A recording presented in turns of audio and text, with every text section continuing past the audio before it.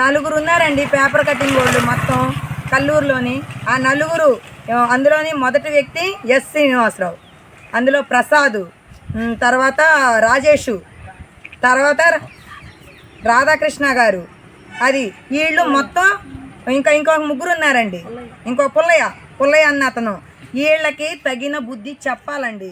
ఆ అమ్మాయి ఒక్కదాని. అందరికీ నమస్కారం. గత ముందు రోజు ఇస్నేపల్లి శ్రీనివాసరావు గారు, అలాగే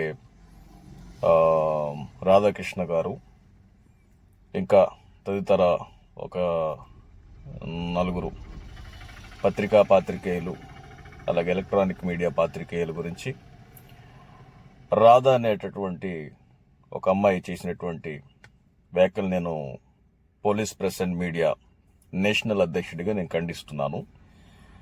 ఎట్టి పరిస్థితుల్లో మీడియా వాళ్ళ మీదకి ఎటువంటి ఆరోపణలు చేయొద్దు.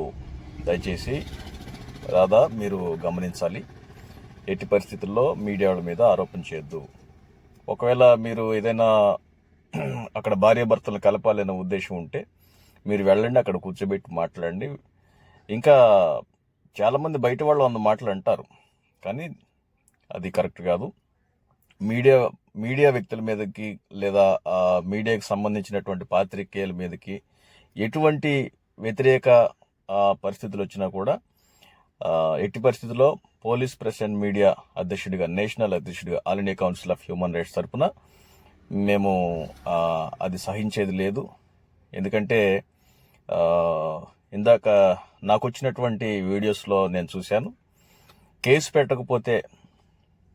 పెట్టకపోతే లేదా కేసు తీసుకోకపోతే నేను చచ్చిపోతాను, ఇక్కడ ఉన్న వాళ్ళందరం మందు పోసుకొని చచ్చిపోతాం, లేదా ఇక్కడ ఉన్న వాళ్ళందరూ సూసైడ్ చేసుకుంటాం అని చెప్పి.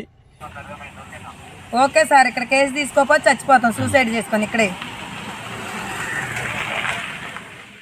ఎవరు బ్లాక్మెయిల్ చేస్తున్నారు ఇక్కడ? శ్రీనివాసరావు గారు బ్లాక్మెయిల్ చేశారని చెప్పి మీరు ఒక వీడియోలో కూడా మాట్లాడారు. ఎస్ న్యూస్ ఛానల్లో శ్రీనివాస్ అనే వ్యక్తి మొన్న నైట్ నాకు ఫోన్ చేశాడండి. ఫోన్ చేసి మా దగ్గర న్యూస్ ఛానల్ నుంచి మేము ఇంత డబ్బు తీసుకుంటాము, ఆ డబ్బు ఇవ్వకపోతే ఆ అమ్మాయిని అల్లరి చేస్తామని చెప్పాడండి. దానికి నేనే సాక్ష్యం. నాకు ఫోన్ చేశారు, బ్లాక్మెయిల్ చేశారు. కాబట్టి ఆ బ్లాక్మెయిల్ చేయబట్టి నేను ఇలా మాట్లాడడం, దానికి సాక్ష్యం నేనే. నిజంగా ఒకవేళ మీరే సాక్ష్యం అయితే శ్రీనివాసరావు గారు డబ్బులు అడిగినట్టుగా మీరు బయట పెడితే ఖచ్చితంగా మేము యాక్షన్ తీసుకుంటాం. శ్రీనివాసరావు గారు డబ్బులు అడిగినట్టుగా మీరు బయట పెడితే అంటే ప్రాపర్ ఎవిడెన్సెస్ ఉండాలి.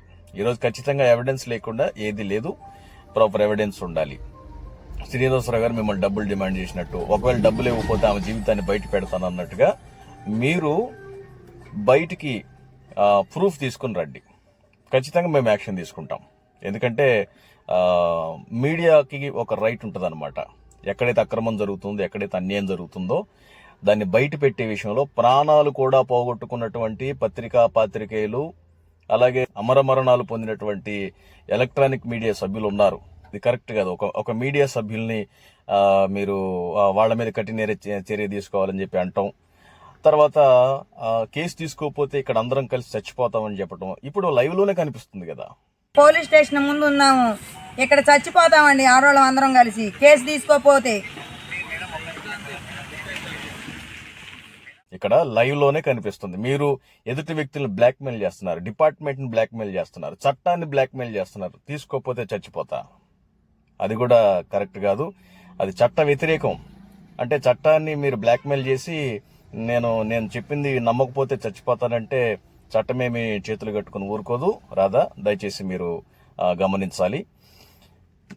ఇంకా ఈ మీడియా సభ్యుల్లో ఏదైనా నిజంగా పాత్రికేయ సభ్యులకి, అలాగే ఎలక్ట్రానిక్ మీడియా పాత్రికేయ సభ్యులకి, ఇంకా మీడియా పరంగా పనిచేస్తున్నటువంటి వీడియో డిపార్ట్మెంట్, అలాగే విలేకరీ డిపార్ట్మెంట్, అన్ని డిపార్ట్మెంట్ సభ్యులకి నేను ప్రత్యేకంగా వారికి అభినందనలు తెలియజేస్తున్నాను. మీ ప్రాణాలకు మించి మీరు పోరాడుతున్నారు వ్యవస్థను బాగు చేయటంలో. కాబట్టి ఈ విషయంలో నేను కూడా నా తరపున నేను పోరాడుతాను. ఇంకా మీడియా సభ్యుల మీద ఎటువంటి వ్యతిరేకతలు వచ్చినా, ఎటువంటి ఆరోపణలు వచ్చినా, ఎటువంటి కేసులు పెట్టడానికి ప్రయత్నం చేసినా, అక్రమ కేసులు మీ మీద బనాయించడానికి ప్రయత్నం చేసినా ఖచ్చితంగా కమిషన్ లెవెల్లోకి ఈ విషయాలు తీసుకెళ్లి వాటిని అక్కడ పరిష్కారం చేసే ప్రయత్నాలు all India council of human rights police press and media national అధ్యక్షుడిగా నేను మీకు సహకారిగా ఉంటాను. ఇది నేను ముమ్మాటికి నేను ఖండిస్తున్నాను. ఈ రాధా అనే ఆమె చేస్తున్నటువంటి వ్యాఖ్యలు ఏవైతే ఉన్నాయో నేను ముమ్మాటికి ఖండిస్తున్నాను. అలాగే నేను అడిగే విషయం ఏంటంటే, మీరు ఏదైతే చెప్తున్నారో అవి ఎవిడెన్స్తో మీరు బయటికి తీసుకురమ్మని నేను చెప్తున్నాను. అలాగే నేను ఖండించే ఇంకొక విషయం ఏంటంటే, మీరు డిపార్ట్మెంట్ పోలీస్ డిపార్ట్మెంట్కి ఫోన్ చేసి, లేకపోతే మీ కేసు తీసుకోవట్లేదని చెప్పి, తర్వాత మీరు మా కేసు తీసుకోకపోతే మేము సూసైడ్ చేసుకుంటామని చెప్పి అది బెదిరించడం అనేది అది కరెక్ట్ కాదు, అది చట్ట వ్యతిరేకం. మీరు లైవ్లలో దొరికిపోయారు. పోలీస్ స్టేషన్ ముందు ఉన్నాము, ఇక్కడ చచ్చిపోతామండి ఆడవాళ్ళం అందరం కలిసి కేసు తీసుకోపోతే. చట్టానికి వ్యతిరేకంగా మాట్లాడి లైవ్లలో దొరికిపోయారు.